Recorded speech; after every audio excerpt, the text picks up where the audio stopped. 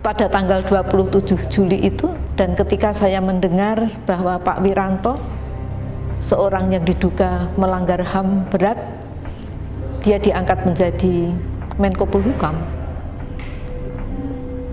reaksi saya hanya diam. Saya selaku keluarga korban penculikan 9798 sangat merasa kecewa dan kecewa berat, karena kita tahu bahwa Pak Wiranto itu adalah Panglima TNI pada saat itu.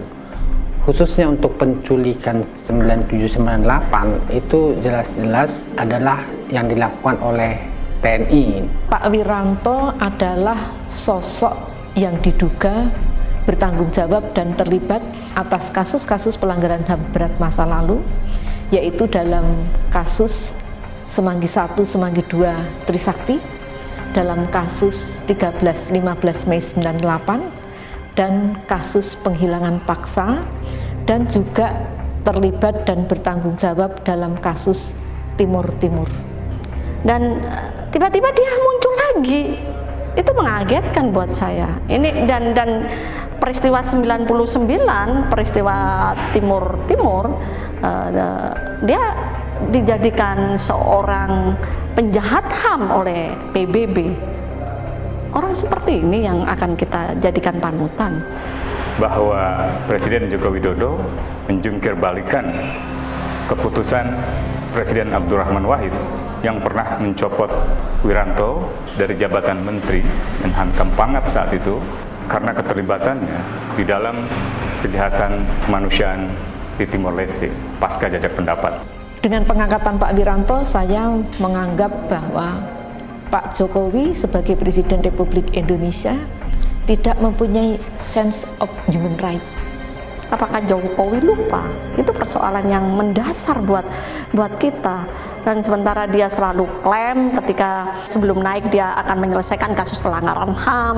Dan kemudian pertanyaan berikutnya adalah apakah orang seperti ini yang akan kita jadikan seorang orang yang akan menyelesaikan kasus pelanggaran HAM ketika dia sendiri belum selesai dengan dirinya sendiri. Dia tidak bertanggung jawab atas dirinya sendiri. Dan apakah selama ini dia bertanggung jawab? Kan selalu dilempar lagi, selalu dipertanyakan kepada publik.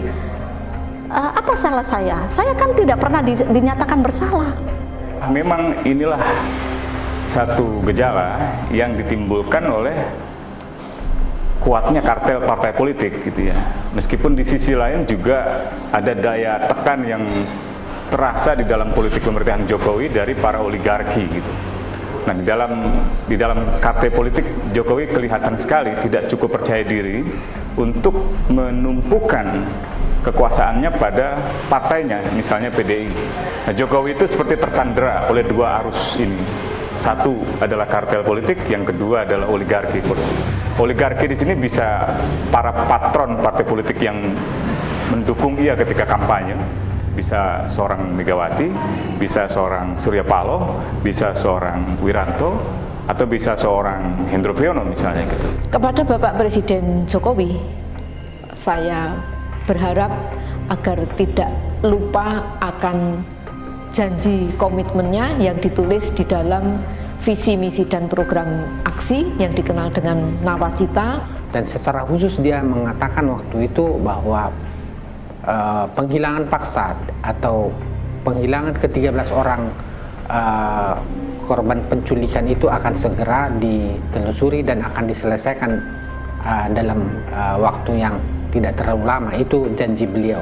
Sampai sekarang kami keluarga korban masih tetap menuntut agar Pak Jokowi tetap komit terhadap janjinya kepada rakyat, dan setiap hari Kamis kami menanti janji Jokowi untuk mewujudkan yang ditulis di dalam Nawacita.